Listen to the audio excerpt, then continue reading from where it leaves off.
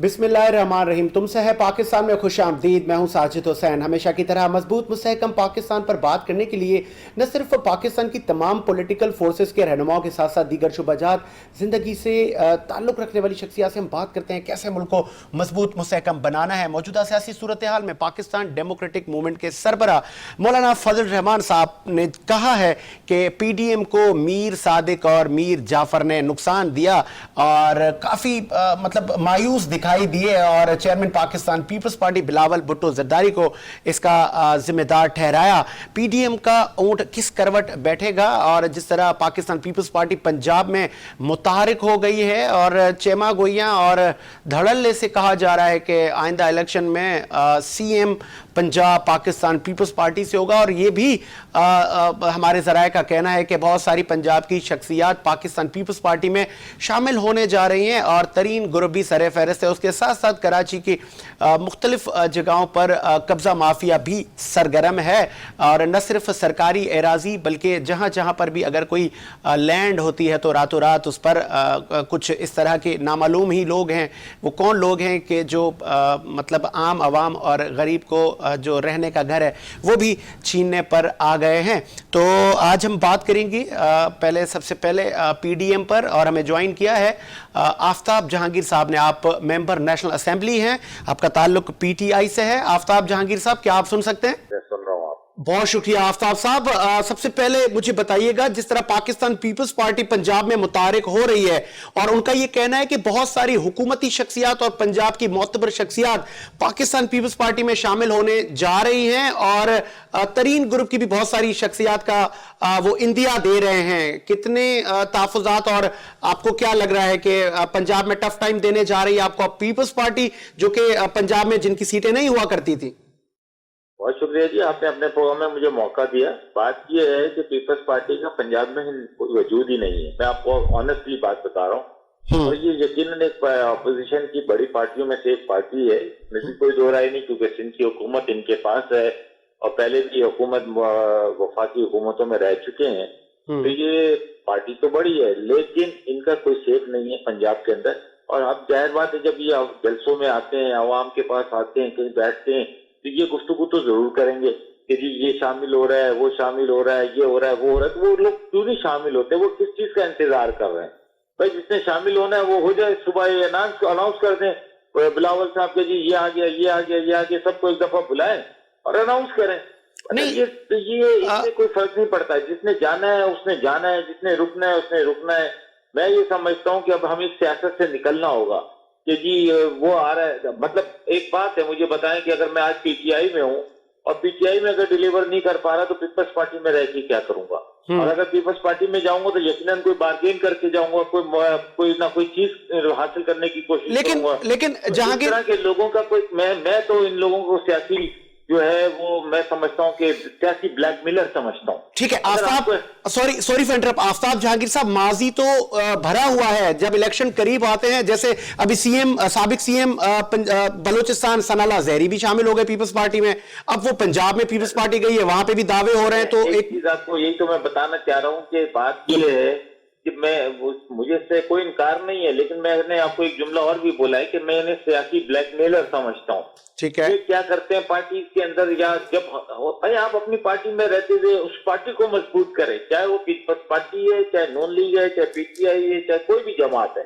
और अगर कोई इख्तलाफ है तो पार्टी के अंदर रहकर इख्तलाफ करें। अगर कोई इख्तलाफ है तो ये मतलब ये क्या कि वो इन्हीं पे लोग फिर वो तनकीद करते हैं कि जी ये जो है इलेक्टेबल है, ये इधर से उधर चले जाते हैं, उधर से इधर चले जाते हैं। तो लोगों को सोचना चाहिए कि जिन लोगों का कोई एक मंजिल नहीं है, कोई एक मकसद नहीं है। ठीक है आफ्ताब जहांगीर साहब, आप कॉल पर ही रहें और साबिक member National Assembly Pakistan Peoples Party के रहनुमा अली राशिद ने भी हमें ज्वाइन किया है। आप हमारे साथ ही रहे प्रोग्राम में, उनसे भी पूछ लेते हैं। अली साहब, क्या आप सुन सकते हैं? जी बिल्कुल, मुझे आवाज आ रही है। बहुत शुक्रिया सर। अली राशिद साहब, मौलाना फजल रहमान साहब का कहना है कि मीर सादिक और मीर जाफर ने बड़ा नुकसान दिया PDM को और उनका इशारा गालबन चेयरमैन पाकिस्तान पीपल्स पार्टी बिलावल भुट्टो की तरफ था। उन पर काफी मायूस और काफी नाराज दिखाई दिए। अच्छा, आपको ये कंफर्म है कि उनका इशारा हमारी तरफ था और वो इशारा पीएमएलएन के जो दो धड़े बन गए उनकी तरफ नहीं था। मुमकिन है क्योंकि नुकसान जो हुआ तो वो पीएमएलएन की वजह से हुआ। ठीक है, उनके आपस में जो इश्यूज थे अब तक मंगलयान पे आ गए, उस वक्त नहीं आए थे। मगर अब तो सबको पता है कि कराची जो है शहबाज शरीफ साहब आते हैं तो कराची में भी दो उनके जो है ग्रुप बने हुए, एक जो है शहबाज शरीफ को ले जाता है तो दूसरा ग्रुप प्रेस कॉन्फ्रेंस करता है कि हम लेने आए थे। तो उनमें जो डिफरेंसेज है बयानात, एक थोड़ी देर पहले जो उनका ग्रुप है कुछ देता है फिर दूसरा ग्रुप दूसरी चीज दे रहा होता है, तो वो तो वाज़ेह तौर पे कि नुकसान पीडीएम को किसने पहुंचाया और किस वजह से पहुंचा। तो अली राशिद साहब, उन्होंने मजीद आगे ये कहा है कि चेयरमैन पाकिस्तान पीपल्स पार्टी बिलावल भुट्टो साहब के आगे हमने ये रखा था कि हम इस्तीफे देंगे, लेकिन वो वक्त से पहले मतलब साइड हो गए और जिन लोगों के रवाबित बिलावल भुट्टो साहब के साथ थे, जो ऑफर्स बिलावल साहब को थी वो ऑफर मैं मौलाना फजल रहमान साहब को भी थी, लेकिन हम तो नहीं गए। देखिए उनके पास हमारे पास ऐसी कोई ऑफर नहीं थे ना, हमने कोई ऐसी ऑफर एक्सेप्ट की है। हम तो जिस हुकूमत को एलिजिडली वो कह रहे हैं हम उनका साथ दे रहे हैं। हम पीटीआई एक दिन नहीं, हमारा दोस्त भाई जिसमें हम जो है पीटीआई की हुकूमत को तनकीद नहीं करते और ये नहीं कहते कि जी बस टाइम हो गया इंतजाम तरफ कर दिया ना, अगर मुल्क को बेहतरी की तरफ लेके जाना है तो बात का यह है कि ठीक है आप कर ले। हमने तो अभी उनसे कहा कि इस्तीफे दे दें, हमने तो उनको ये भी ऑफर की थी कि पंजाब में आ जाए। एमएलए को हमने कहा था कि आप मत करें, इस्तीफे वगैरह दें और इनाम चेंज भी लाने की हमने बात की कि आप हमने तो ये भी ऑफर उनके मतलब बात करने को तैयार नहीं है वो हमसे। ठीक है, और वो शो कॉज नोटिस दे देना, तरीकेकार वो खुद चीजों को बिगाड़ की तरफ देखेगा। ठीक है, अली राशिद साहब आप कॉल पर रहे हैं। आफ्ताब जहांगीर साहब मैं आपकी तरफ आऊंगा। लास्ट आपसे क्वेश्चन मेरा ये है कि जहांगीर तरीन ग्रुप की बहुत सारी शख्सियात को जिस तरह इस वक्त मीडिया पर बातें गर्दिश कर रही है कि पाकिस्तान पीपल्स पार्टी में शमूलियत का इम्कान है, क्या आपको इस तरह की कोई इंफॉर्मेशन है कि वफाकी हुकूमत से भी कुछ वुज़रा या कुछ नामी ग्रामी मोतबर शख्सियात पीपल्स पार्टी की कश्ती में बैठने जाएंगी? मुझे तो फर्क नहीं पड़ता, अगर बैठेंगी तो वो जो कश्ती है ना वो भी डूब जाएगी। अच्छा, पीपल्स पार्टी कश्ती डूब जाएगी आपका कहना है? बात है, देखें जो लोग जिनका कोई वो नहीं है वो इधर से उधर, मुझे नहीं मालूम, लेकिन मैं ना इस खोज में लगा रहता हूँ कौन जा रहा है कौन आ रहा है। मैं तो अपनी जिम्मेदारी निभाने की कोशिश करता हूँ, अपना टाइम पॉजिटिव चीजों की तरफ रखता हूँ। लोगों ने मुझे मुंतखब किया, मैं उनके मसाइल की फिक्र करता हूँ। अच्छा, सॉरी फॉर इंटरप्ट, एक और मसला, जिस तरह कराची में भी सुपर हाईवे और मुतादिद जगहों पर लैंड माफिया फिर से सरगर्म है, क्या इस तरह की आपके पास इत्तलात हैं कि बहुत सारी जगहों पर? इसमें कोई दो राय नहीं है। पूरे कराची को खासतौर में मेरे हल्के के अंदर बहुत ज्यादा लैंड ग्रेबिंग हो रही है और जब जिसके भी पीछे देखें तो पता चलता है कि उसके ताने बाने जहाँ पे जाके मिलते हैं वो आपको भी पता है, मुझे भी पता है। ठीक है, तो आप इस बारे में कुछ कर रहे हैं? अभी भी जो मेरे पास एक सेकंड, तरमीम ने मेरे बाजू मेरे हाथ सब कुछ बांध दिए, मैं कुछ नहीं कर सकता। ठीक है, एक लास्ट जो मेरे पास स्टोरी है वो मतलब वाटर बोर्ड की लैंड 20 एकड़, उस पर भी नामालूम लोगों ने मेमार की तरफ कब्जा किया और जो वो मुलाजमीन है वो सरापा एहतजाज है कि पता नहीं कौन लोग हैं। इसमें कोई दो राय नहीं है, बिल्कुल कोई दो राय नहीं है, सब जो है। ठीक है, वो कौन लोग हैं, कुछ आपको इत्तलात है? आपको भी पता है, मुझे भी पता है। जब आपको इतना सब कुछ पता है तो ये भी पता है कि वो जो है ना वो कहाँ पे जाती है, वो आपको पता है सारे रास्तों। ठीक है, क्या आप अपने हलके की आवाम के लिए कुछ आपके पास प्लान्स या उनको कैसे बचाएंगे? 18th अमेंडमेंट भी है, लेकिन मैं अल्लाह के सामने जानामाज बिछा के दुआ मांगूंगा अल्लाह ताला है कि इन लोगों से पाकिस्तान को बचाए, इन लोगों से मेरे सूबे को बचाए, इन लोगों से मेरे शहर को बचाए, इन लोगों से मेरे हल्के को बचाए। मैं यही दुआ कर सकता हूं। ठीक है, बहुत शुक्रिया जनाब आफ्ताब जहांगीर साहब, मेंबर नेशनल असेंबली, और जेयूआई से समी सवाती भी हमें ज्वाइन करेंगे। अली राशिद साहब, आप कॉल पर मौजूद हैं? जी अली साहब, जिस तरह आपने देखा कि आफ्ताब जहांगीर साहब ने कहा हमें कोई खदशा नहीं है, मतलब कोई हमें डर खौफ नहीं है, लेकिन आप लोग बड़े दावे कर रहे हैं कि 2023 में सीएम पंजाब भी पीपल्स पार्टी का होगा और बहुत सारी तरीन ग्रुप की शख्सियात या पीटीआई वफाकी हुकूमत की मतलब शख्सियात पीपल्स पार्टी में शामिल होने जा रही हैं, तो वो कौन सी गिद्दड़ सिंगी है? क्या वो मफाहमती जो कहा जाता है बादशाह आसिफ अली जरदारी साहब, क्या वो फिर से मुतारिक हो गए? वो फिर से नहीं हो तो हमेशा से थे, और जो बादशाह होता है तो जब होता है तो रहता है, वो हमेशा से बादशाह रहे इन चीजों के। और क्या तक के बेताज बादशाह उनको कहा जाता है। और साथ साथ यहाँ देखिए आवाम जो है सब पार्टियों को ट्राई कर चुकी है, नून को, पीटीआई को, और सब आवाम की नजरें पीपल्स पार्टी की तरफ है। तो आप देखें सब पार्टियों से, सिर्फ मैं पंजाब की बात नहीं करूंगा, बाकी भी पॉलिटिकल पार्टी चाहे कराची की हो या कोई भी हो, वहां भी इंटीरियर सिंध में भी सब लोग जो है वो पार्टियां छोड़ के पीपल्स पार्टी को ज्वाइन कर रहे हैं। और आवाम भी देखें जितनी भी बाई इलेक्शन हो रहे हैं सारे जो है वो पीपल्स पार्टी की जीत रही है। ठीक है, आप ठीक है अली राशिद साहब, आप कॉल पर हैं। जेयूआई के समी सवाती साहब ने ज्वाइन किया है। सवाती साहब खुशामदीद कहेंगे, सुन सकते हैं आप? जी अस्सलाम वालेकुम, मैं बिल्कुल सुन रहा हूं। बहुत शुक्रिया सर। ये जो इस वक्त जेयूआई की जानिब से, मौलाना साहब की जानिब से इल्जामात की बौछार की जा रही है कि मीर सादिक और मीर जाफर ने नुकसान दिया, ये किसकी तरफ इशारा है आपका? देखें, इशारा समझने वाले तो कुछ समझ जाते हैं और जहां से आवाज आएगी इशारा उसी तरफ जाएगा। तो गुजारिश ये है कि पीडीएम की पूरी तहरीक को जिस तरह से बोताज किया गया और जिस तरह इस तहरीक को जो पूरे जोबन पर थी, पूरे उरूज पर थी, इसको किस तरह से ईमान के अंदर जो है वो मलियामेट करने की कोशिश किसने किया? ये भी सॉरी फॉर इंटरप्ट, किसने किया? नून लीग ने, पीपल्स पार्टी ने, या पॉलिसी का फुकदान था? नहीं, पॉलिसी को फुकदान नहीं था। वो जमातें इसकी जिम्मेदार थी जो डे वन से हमें ये कह रही थी कि पीडीएम की जो मूवमेंट है जो एक जोबन पर थी, और पीडीएम ने ये तय किया हुआ था कि हमें इस्तीफे देने चाहिए, और वो ईमान के अंदर उनको लेकर आए और इस्तीफों की बजाय उनको उस सियासत पे लगा दिया कि जहां उन्होंने खुद वसूलियां की और खुद जो है बहुत कुछ हासिल किया, लेकिन पीडीएम की जो पूरी तहरीक है उसको बुरी तरह से बोता है। लेकिन इस्तीफे तो अभी तक नहीं आए सवाती साहब। जाहिर है उसके बाद कोरोना का और लॉकडाउन का कंटिन्यू एक सिलसिला चला है, तो उसमें तासुल तो आया है, लेकिन यह है कि अब दोबारा से पीडीएम की तहरीक एक अच्छे मोमेंटम के साथ चल रही है। और कराची का जलसा आपने देखा होगा, उसके बाद मुसलसल जेयूआई के अपने अलग से इज्तिमात हो रहे हैं। आज भी अहमदाबाद के अंदर बड़ा इज्तिमा हुआ है, मौलाना अब्दुर्रहमान साहब ने वहाँ स्पीच की है, और जो आज का हवाला दे रही है उसी अहमदाबाद के इज्तिमा की है। तो जेयूआई तो अब लेकर चल रही है और नून लीग साथ है इंशाल्लाह। तो पीडीएम जो है वो तहरीक को ठीक है सवाती साहब, एक चेमा गोइयां और मुख्तलिफ सियासी मुबसरीन का कहना है कि पाकिस्तान पीपल्स पार्टी अच्छे पत्ते खेल रही है। तो आपको लग रहा है कि पीपल्स पार्टी के जाने से पीडीएम को काफी धचका लगा है? देखें, पीपल्स पार्टी अगर अच्छे पत्ते खेल रही है तो ये तो अवाम में भी जाएंगे ना।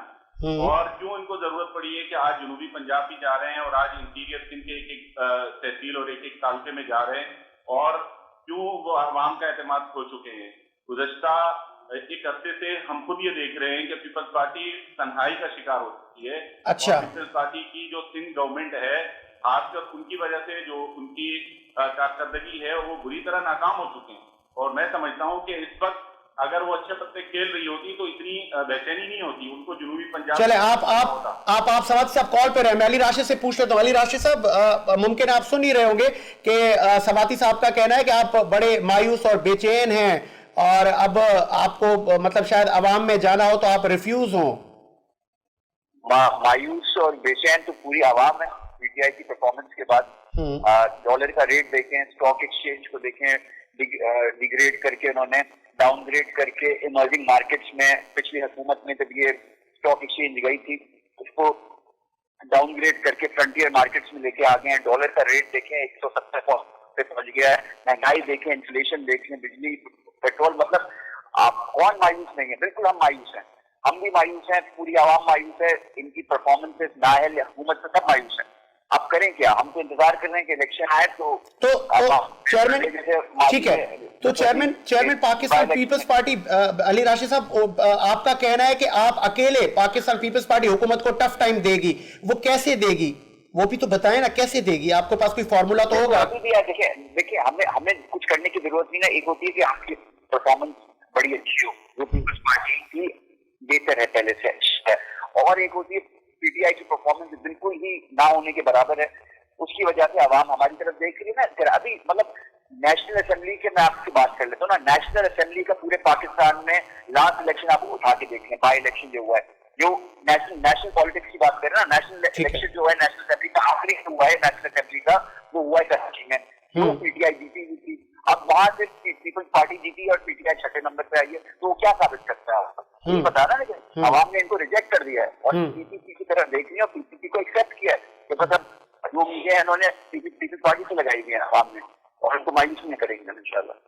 ठीक है, लास्ट में अभी जेयूआई के समी सवाती साहब हमारे साथ मौजूद है। सवाती साहब, क्या एवरीथिंग पॉसिबल, मतलब हर चीज हमने देखा है पाकिस्तान की सियासत में, मतलब ठीक है, नाराजगियां भी होती हैं, फिर मुफाहमतें भी होती हैं, फिर सुलह सफाई हो जाती है, फिर पाकिस्तान की खुशहाली तरक्की के लिए आप एक साथ चलते हैं। आगे पाकिस्तान पीपल्स पार्टी को आप अप्रोच करेंगे, रीच करेंगे उनसे, फिर उनको दावत देंगे कि पीडीएम में आए, या आपके जो टारगेट है कि आप इस्लामाबाद की तरफ कब जा रहे हैं? देखें, पीपल्स पार्टी को तो हम उस वक्त दावत दें जब हमारी गलतियों की वजह से, हमारी दीगर पार्टियों की गफलत की वजह से पीपल्स पार्टी बाहर गई हो। जब पीपल्स पार्टी खुद अपनी गलतियों की वजह से बाहर गई हो, तो उस वक्त जब इनको शोकाज नोटिस दिया गया था और सेनेट के अंदर जिस तरह अपोजिशन को फरोख्त करने की कोशिश की गई थी, आज तक हमें ये जवाब नहीं दे सके कि चेयरमैन सेनेट लाने का हिसाब वो कौन देगा। ये अपोजिशन की पूरी तहरीक की पीठ में एक छुरा घोंपा गया था, आज तक कोई हिसाब नहीं दे सके। किसने छुरा घोंपा सर? पीपल्स पार्टी ने घोंपा? पीपल्स पार्टी ने जाहिर है छुरा घोंपा था, अपने उम्मीदवार लेकर अच्छा। आए थे, और चेयरमैन सेनेट के अंदर इंतखाबात के अंदर पूरी दुनिया गवाह है। हमारा असल में अलमिया ये है कि हमारे यहाँ हाफजे बड़े कमजोर हैं, लेकिन हम इन चीजों को याद रखते हुए हैं। और ये सवाती साहब वेरी इंटरेस्टिंग, क्योंकि आपने स्ट्रेट बोल दिया कि पीपल्स पार्टी ने ही छुरा घोंपा है, और मतलब मौलाना साहब तो इनडायरेक्टली कह रहे हैं। या मैं क्या चीज ऐड करना चाहूंगा। जी अली साहब जी। देखिए, अगर ये कह रहे हैं हमने इस्तीफों का जो है जो चीजें पीपल्स पार्टी चले, अब ये तो माजी की बात हो गई ना, चले पीपल्स पार्टी निकल के आ गई, तो ये सवाल पूछे कि भाई आप छोड़ देना, अब तो हिस्सा नहीं है पीपल्स पार्टी और एनपी, आप पीडीएम की मूवमेंट अभी भी चला रहे हैं। कराची में आके आपने जलसा भी किया अपना, और आपने देख लिया फर्क, आपको पता चल गया पीपल्स पार्टी के साथ कैसा था, बगैर कैसा था। आप बताएं, आपकी जो ऑलरेडी आपने जो डिमांड रखी थी, आप कुछ क्यों नहीं उस पर पूरे उतर रहे? आप क्यों नहीं इस चीज से दे रहे? आप तो देते हैं, हम तो नहीं माने, आपको छोड़ के चले गए, अब आप देते हैं। सवाती समी साहब, मैं आपकी तरफ आ रहा हूँ। जी अली राशिद साहब, आप कंप्लीट करें। मैं कह रहा हूँ इनसे कहें कि हमसे जो मुताबिक ये कह रहे थे कि इस्तीफों की चीज उन्होंने हमारे सामने रखी थी, वो छोड़ दें। अब तो पीपल्स पार्टी निकल के आ गई ना, अभी तो इनके सामने कोई रुकावट नहीं है, ना एएनपी है ना पीपल्स पार्टी, पीडीएम को खुद लेके चल रहे हैं। जलसा भी उन्होंने कराची में किया, इनको फर्क पता चल गया कि जब पीपल्स पार्टी के साथ जलसा था कितना बड़ा हुआ था, और बगैर पीपल्स पार्टी कितना कमजोर इनका जलसा गया था। तो आप मुझे बता दें कि अब जो इनके मुतालबात थे इस्तीफों के, तो खुद अपने आप से क्यों नहीं ये कर रहे? पहले प्रैक्टिस हो, प्रीच ना खुद दे दें, अब तो इस्तीफे दे दें। पीडीएम के जितने भी मेंबर पार्टियां हैं, सबसे पहले उनको इस्तीफे देने चाहिए। अच्छा अली राशिद साहब, क्योंकि आप पुराने मतलब मंझे हुए पॉलिटिशियन हैं, मोस्ट यंगेस्ट पार्लियामेंटेरियन रहे हैं, क्या पीपल्स पार्टी को वो कहते हैं ना कि कहीं से मतलब एक महसूस हुआ कि या आपके साथ गद्दारी हो रही थी, या आपने उनके साथ कुछ अगर शेयर करना चाहे, कहां से आपको ऐसा लगा कि आपको मतलब दूरी इख्तियार करनी चाहिए? देखिए, हमें उनकी पॉलिसी कुछ समझ नहीं आई। हमें लगा कि ये पीडीएम की मूवमेंट और कुछ इंटरनल इनके मसले मसाइल हैं जो चल रहे हैं, और वो उसकी वजह से ये मामला सही तरह पीडीएम के लेके आगे बढ़ नहीं सक रहे हैं। और फिर इन्होंने हमें शो कॉज नोटिस दे दिया। जो ये हम किसी के ताबे नहीं है, हम एक मूवमेंट का हिस्सा है, हम सब बराबर हैं, हम इनको रिपोर्ट नहीं करते हैं कि हमारे चेयरमैन को शो कॉज नोटिस दें। ठीक है, मैं अली राशिद साहब, ये जवाब आप चीजें वाज़ेह भी हो गई कि पीएमएलएन में जो डिफरेंसेस थे वो सामने आ गए, सरफेस हो गए, कि दो अलग ग्रुप्स बने हुए हैं, उनके डिफरेंट थॉट, उनकी डिफरेंट पॉलिसीज हैं जो दो अलग चली हैं। तो आपस में मसले होंगे तो जाहिर सी बात है फिर कौन उनके साथ चल सकता है। ठीक है, मैं ये समी सवाल साहब से पूछ लेता हूँ। समी साहब, अली राशिद साहब का कहना है कि शुकॉस भेजना, डिक्टेट करना, जबकि पीडीएम को लीड पीपल्स पार्टी ने किया, बिलावल साहब ने सबको गैदर किया, एपीसी बुलवाई, और एक पार्टी के चेयरमैन को इस तरह से उसके साथ रवैया रखना, तो आपको नहीं लगता कि ये आपसे सियासी मिस्टेक हुई है? ये चीजें देखें कि शोकाज नोटिस किस चीज पे दिया गया था कि ऐवान के अंदर पूरे अपोजिशन की एक जगह तय हुई है। आपने चेयरमैन सेनेट के लिए बार्गेनिंग कर रखी है, आप अपोजिशन को अंधेरे में रख रहे हैं, आपने अपनी सीटें निकाली, और उसके बाद आपने डिप्टी चेयरमैन सेनेट के इलेक्शन में क्या किया, ये वो सारी चीजें जिसका जवाब ये लोग नहीं दे सकते आज तक। इन्होंने किससे बार्गेनिंग की थी, जवाब तो ये देंगे ना। तो नोटिस जवाब आप बता दें, सवाती साहब आप बता दें किससे बार्गेनिंग हुई थी, और उस वक्त तो आपकी कैंडिडेट मतलब एक ही पीडीएम का कैंडिडेट, उन्होंने अपनी मर्जी का, जिस तरह माजी में उन्होंने चेयरमैन सेनेट के लिए खेला था, संजरानी साहब को दोबारा उसी तरह से ले आइए। ये तो तय था, ये सारी चीजें तय थी कि इन्होंने किस तरह से गेम खेली है अपोजिशन के साथ। बात ये है कि गुलजार प्लस के लिए इनकी कोशिशें जारी हैं कि ये इनकी ख्वाहिश थी कि पंजाब के अंदर जो है वो इस तरह की कंडीशन जो है वो सामने लाई जाए कि वहां इनको नरम पहलू पीडीआई को सामने दिया जाए। जमीयत उलमा इस्लाम और पीडीएम की पूरी मूवमेंट जो है इस वक्त जाहिर है उससे जो सबोताज हुआ, उससे जो कमजोरी आई तहरीक के अंदर, तो वो नुकसान हमारा हुआ, पीडीआई का नुकसान नहीं हुआ। पीडीआई के खिलाफ हम जिस लेवल पर गए थे और हुकूमत वक्त के खिलाफ जिस लेवल पर तहरीक चल रही थी, उस तहरीक को सबोताज करने के जो नुकसान हैं वो पीडीएम ने भुगते हैं।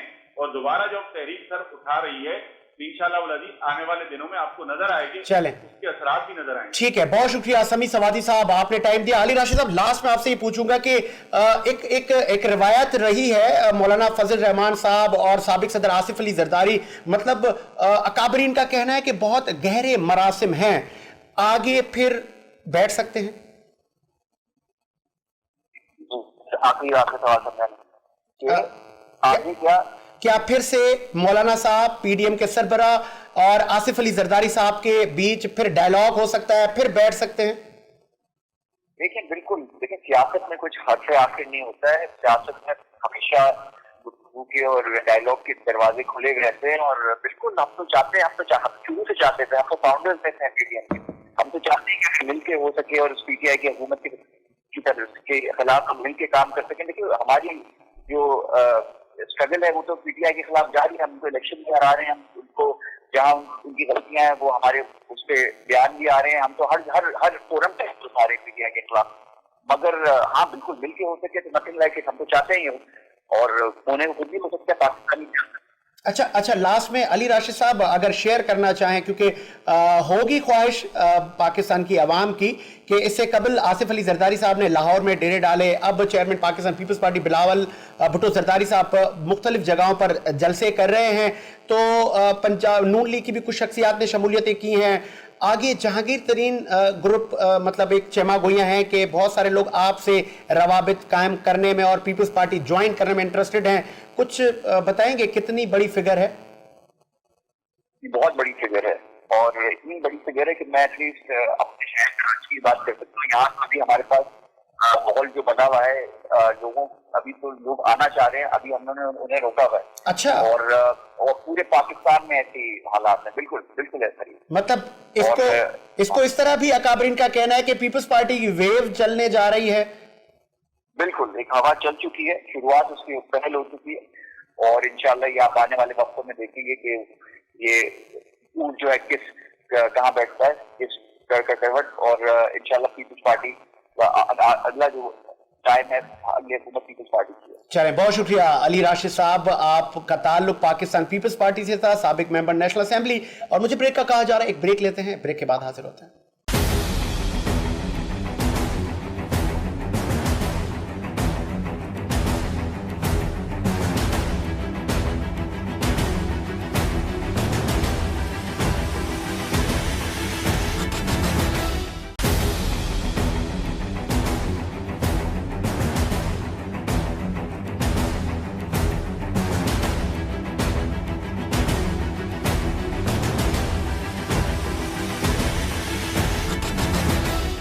ब्रेक के बाद खुश आमदीद प्रोग्राम को आगे बढ़ाते हैं। मेंबर सूबाई असेंबली अब्बास जाफरी साहब ने हमें ज्वाइन किया, आपका ताल्लुक एमक्यूएम पाकिस्तान से। खुश आमदीद कहेंगे अब्बास साहब आपको।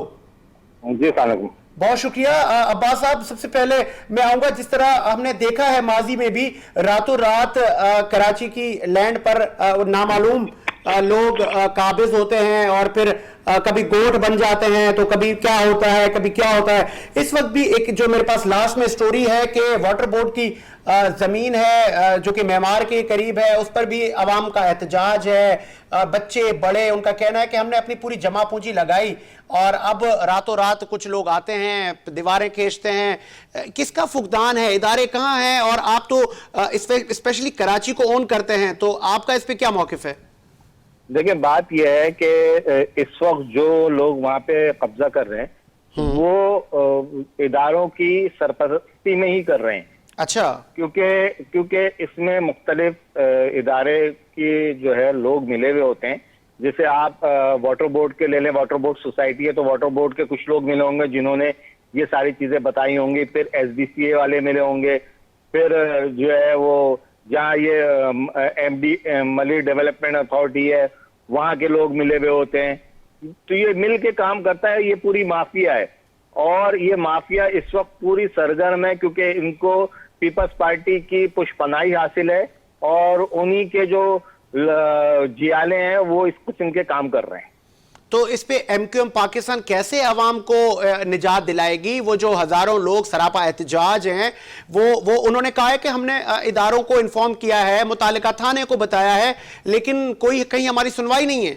देखिए थाने भी इन्वॉल्व होते हैं ना, जो माफिया होती है वो थानों को भी पैसे देती है और ये तो सिलसिला चल रहा है। और ये बात हमारे कल इल्म में आई जब वाटर बोर्ड की निचकारी का मसला चल रहा था और वहां पर वाटर बोर्ड के एम्प्लॉइज जमा थे और वहां पे ये बात सामने आई कि वाटर बोर्ड की एक जमीन है जो गुलशन मेमार से थोड़ा सा आगे जाकर है, उस पर कब्जा शुरू कर रहे हैं और इसी तरह और इसमें हुकूमती इदारे जो है वो मुलव्विस हैं इसमें। तो इस पे MQM पाकिस्तान क्या करेगी? कोई आपके पास कोई मौकिफ, कोई पॉलिसी, कुछ अपना वजाती बयान? वाटर बोर्ड के उन लोगों से बात करी और उनसे कहा कि हमें इसकी चीजें लाके दें ताकि हम असेंबली में इसके खिलाफ आवाज उठाएं। असेंबली में आवाज उठाने से आपको लग रहा है कि सिंध हुकूमत के कान पे जूं रेंगेगी, इदारे हरकत में आएंगे? और हमने देखा है ऐसा तो होता है ना अब्बास साहब, इससे कबल MQM पाकिस्तान अगर कराची में कुछ होता था तो आप ऑनरशिप लेते थे और आप जब ऑनरशिप लेते थे वो मसाइल हल होते थे। तो आप क्यों, आपकी विल का कुछ है मसला, या आप लोग अगर सिंध में अपोजिशन में है तो इसका मतलब ये तो नहीं है कि आप आवाम की फलाह के लिए निकले ही ना? शिकवे तो हैं आवाम के आपके लिए? देखें, बिल्कुल हम आवाम की फलाह के लिए निकलते हैं। जैसे जैसे चीज हमारे जो है नॉलेज में आती है उस पर हम काम करते जाते हैं, मुख्तलिफ चीजें। और देखिए, कानून तो हाथ में नहीं ले सकते ना, तो हम कानून के दायरे कार में रहते हुए इंशाल्लाह इस मसले का हल निकालेंगे कोई ना कोई, और वहां जाकर, उस जगह जाकर जो लोग हैं उनसे मिलेंगे और उनकी चीजें लेकर आगे उसको बढ़ाएंगे। हुकूमत गवर्नमेंट ऑफ सिंध को भी देंगे कि भाई ये जो इदारे हैं, SBC है या जो भी इदारा इसमें मुलव्विस है या वाटर बोर्ड के खुद लोग मुलव्विस हैं, तो इनको जो है लगाम दी जाए और जो इनके जिन्होंने ये प्लॉट खरीदे थे उनको ये दिया जाए। मतलब जिनकी पुष्ट पनाई है उन पर कार्रवाई की जाए और हकदार को उसका हक दिया जाए। चले जी, बहुत शुक्रिया, आपने MQM पाकिस्तान का मौकिफ रखा। इस वक्त हमें ज्वाइन किया है बशीर सिद्दीकी साहब ने। सिद्दीकी साहब, खुशामदीद कहेंगे आपको प्रोग्राम में। जी, आपका भी बहुत शुक्रिया जनाब। सिद्दीकी साहब, एंटी इंक्रोचमेंट और आप जिस तरह शहर कायद में मुतारिक हैं गुज़िश्ता अरसे से, तो बहुत सारी अभी भी इस तरह की शिकायत है कि बहुत सारी सरकारी इराजी पर, बहुत सारी जिसको माफिया कहते हैं वो, मतलब सरकारी इराजी पर, चाहे वो मुख्तलिफ महकमों की क्यों ना हो, उन पर अभी भी इस तरह की, मेरे पास जो स्टोरी इस वक्त है, मेमार के करीब कुछ 20 एकड़ इराजी है वाटर बोर्ड की, उस पर रातों रात कब्जे होते हैं, फिर इलाका मकीन एहतजाज करते हैं, बच्चे बड़े वो आवाज लगाते हैं हुकूमतों को, इदारों को। क्या आप तक कोई रसाई हुई है? देखिए, सबसे पहले तो मैं आपको बताऊं, ये कराची पे तो कब्जा माफिया का राज था, एक जमाना था कि पूरा कराची जो है वो कब्जा माफिया के रहम वो करम पे था। ये तो ऑनरेबल चीफ जस्टिस जनाब जस्टिस गुलजार अहमद साहब का जो CP9 और जिसमें उन्होंने कराची रजिस्ट्री में सोमोटो एक्शन लिया है, उसके अंदर जो है तब्दीली आई है, तमाम डिपार्टमेंट को इख्तियारात मिले हैं और तमाम डिपार्टमेंट अब एक्शन में आए हैं। तो आप पहले तो कराची के नाले, कराची के फुटपाथ, कराची की जितने एमिनिटी प्लॉट हैं, जितने भी ग्राउंड हैं, मस्जिद, मदरसों के प्लॉट सब कब्जे में थे और आज तक बहुत सारी जगहों के ऊपर कब्जे में। आपने देखा होगा कि कल ही बल्कि DG KD ने एक लेटर भी लिखा है DG रेंजर्स को कि हमें जो है वो हमारे साथ कोऑर्डिनेट किया जाए और हम सरकारी जमीन जो सरजानी में, और इसी तरह रेवेन्यू डिपार्टमेंट की बहुत सारी जगह हैं जिन पे कब्जा है। कराची मेट्रोपोल कॉर्पोरेशन का मैं as a senior director anti encroachment और टास्क फोर्स इंचार्ज हूं, मैं जो सुप्रीम कोर्ट के ऑर्डर को कंप्लायंस कर रहा हूं। अल्हम्दुलिल्लाह हमने तो अपनी कार्रवाइयों के अंदर अभी भी जो सुप्रीम कोर्ट में चीफ जस्टिस साहब ने मुझे 5 टारगेट दिए थे वो मैंने पूरे किए, जिसमें KDA का आपने देखा होगा KDA ऑफिसर्स क्लब था, अलादीन पार्क था, बिल्कुल ST प्लाट जो 4, 4.5, 5 एकड़ का पार्क का प्लॉट था ST 14 ब्लॉक 14 के अंदर, फेडरल बी एरिया के अंदर। बिल्कुल इसी तरह हिल पार्क के 4 बंगले थे। फिर हम KDA के बहुत सारे और जगह थी जो हमने वागुजार कराई, सैकड़ों एकड़ जगह वागुजार करे अल्हम्दुलिल्लाह। अब तो डिपार्टमेंट जो है एक्टिव है, हर डिपार्टमेंट एक्टिव है। हाँ, ये अलग बात है कि रफ्तार किसी की स्लो और किसी की तेज है, लेकिन इंशाल्लाह कराची के वो जो ये ऑर्डर की होने वाली चीफ जस्टिस साहब ने तमाम इदारों के इख्तियारात मिल गए। अब जो इदारा काम नहीं करेगा वो ये समझ ले, क्या नाम कहते हैं, वो कोताही कर रहा है। अच्छा सिद्दीकी साहब, अभी आप ही इसी प्रोग्राम में आपसे पहले MQM के मेंबर सूबाई असेंबली अब्बास जाफरी साहब से बात हो रही थी। उनका कहना था कि इदारों में भी बहुत सारे लोग इस तरह के मौजूद हैं कि जो इन्फॉर्म करते हैं, बताते हैं उस माफिया को कि फला जगह पे आप काबिज हो जाएं, फला इतने प्लॉट ऐसे हैं तो इस पे दीवार खींच लें। तो इदारों में मतलब आप एक इदारे को लीड कर रहे हैं, तो कैसे इन पे मतलब काबू पाया जाए? देखिए, ये तो जिस तरह मैंने आपसे कहा ना कि वाकई में बिल्कुल सेम ऐसा था किसी जमाने के अंदर, लेकिन चीफ जस्टिस साहब की तो अब ये भी ऑर्डर्स उसमें शामिल है। अगर आप CP 9 के जो ऑर्डर्स पढ़े, उन अफसरों के खिलाफ भी इंक्वायरी की जाए जो ऑफिसर्स उस वक्त मौजूद थे, जिनके जमाने में ये काम हुए हैं। तो उस पर भी एक कमेटी बनाई जा रही है, उस पर भी एक कमेटी बनी है, इस पे अटॉर्नी जनरल को ऑर्डर्स भी हुए हैं। तो अब वो चीजें जो है वो रुक रही हैं। मैं वही आपको बताना चाह रहा हूं। आप पर कभी सियासी प्रेशर हुआ, कभी आया? देखिए, जब आप ये काम करने जाते हैं, हम किसी रेडी वाले को भी हटाने जाते हैं तो वो भी ये आप अपनी ताकत का इस्तेमाल करते हैं, और वो हमसे ये कहता है कि रेडी वाला भी कहता है कि मैं यहाँ 15 दिन से या महीने से यहाँ खड़ा हूँ, ये वो उसी की जगह हो जाती है। अच्छा, आज का सिस्टम ही अलग है। इसमें पॉलिटिकल प्रेशर्स भी आते हैं, जान से मार देने की धमकियां भी आती हैं, पाकिस्तान से भी धमकियां आती हैं और पाकिस्तान से बाहर ममालिक से भी लोग फोन करके धमकियां देते हैं। मुख्तलिफ केसेस बनाते हैं, मुख्तलिफ हाई कोर्ट में और डिफरेंट कोर्टों के अंदर केस कर देते हैं। डिफरेंट मतलब चोरी के केस भी आपके ऊपर डालेंगे, आपके ऊपर हर जाने के केस, मतलब फेक केसेस करके आपको असरअंदाज आप पर हुआ जाता है, काम से रोका जाता है। बिल्कुल ऐसी है। ये तो माफिया का ये तो मुख्तलिफ तरीकों से जो है वो डराने की, धमकाने की कोशिश की जाती है।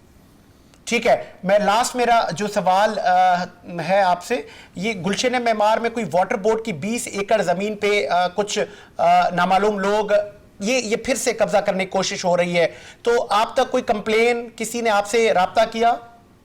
देखिए, कराची के अंदर 19 सिविक एजेंसियां हैं जो काम कर रही हैं, जिनके अपने एंटी इंक्रोचमेंट जो है बिल्कुल डिपार्टमेंट्स हैं। मेरे साथ मामला ये है अल्हम्दुलिल्लाह कि मैं वाहिद एक वो लैंड टेंटिंग डिपार्टमेंट का डायरेक्टर हूं जो पूरी कराची में रेवेन्यू समेत KPT, उसके अंदर रेलवे और तमाम इदारों बशमूल वाटर बोर्ड, तमाम लोगों के साथ मावनत करता हूं, कोऑर्डिनेट करता हूं, उनके साथ काम करता हूं, उनके हेल्प करता हूं। या समझ लें कि मैं अपना काम उन्हीं के साथ, जब वो हमें, अगर उनकी तरफ से हमें कोई रिक्वेस्ट आएगी तो इंशाल्लाह हम इस पर एक्शन लेंगे और फौरी कार्रवाई करेंगे। चलें, बहुत शुक्रिया बशीर सिद्दीकी साहब, आपका आपने टाइम दिया वीनस HD को।